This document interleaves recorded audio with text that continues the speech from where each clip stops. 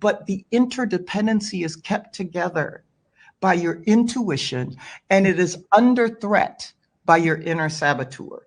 Know those two voices really well. Yeah. My inner saboteur is ruthless.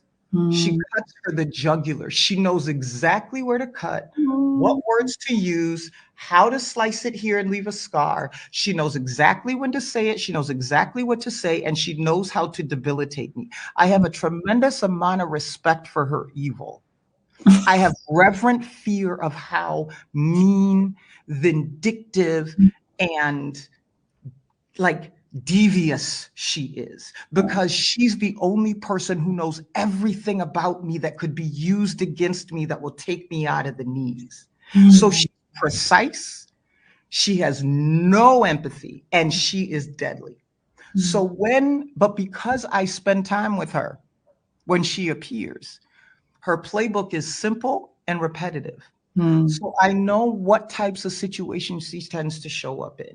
I know what times of day she tends to show up. I know what types of things or what types of people tend to activate her. So when I know that that's going to do that, I do whatever I can preemptively, whether that's music, whether that's sleep, whatever, but I let her stay and ride it out because I know how long it is. Yeah. I know how much it's actually ever come true. I know the places where I've let it deter. So I give her the space. I respect her enough to give her the space.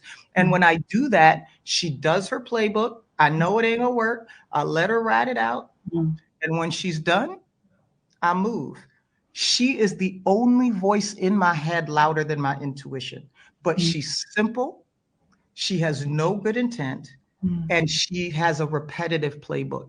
And if I understand how to live in the toggle between this powerful inner saboteur and this magical thing called intuition, in the path to pursue my purpose, with the idea that that's going to invite failure and that I can make it through failure, I'm unstoppable, and I don't need anybody else to do that. I will take other people, but I don't need them. But do you know what I do need? For y'all on this chat to do the same thing so that people can see more of this. Because I wish I would have been at this at 17. I wish I would have been at this at 21. I wish I'd have been this at 30. Yeah. Because guess what?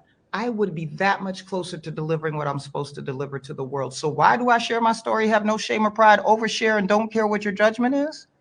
Because at the end of the day, how I feel about what you think about me is not my business. What is my business is to make sure that what I share with you about how I got to my purpose is in your brain so you figure out yours, so that the generations of people that are watching you unlock their purpose sooner because of what you've learned and shared. If you are not at the place in your life where you are telling people transparently without being worried about whether or not they're going to hate you or judge you, how you got to where you are part of the problem.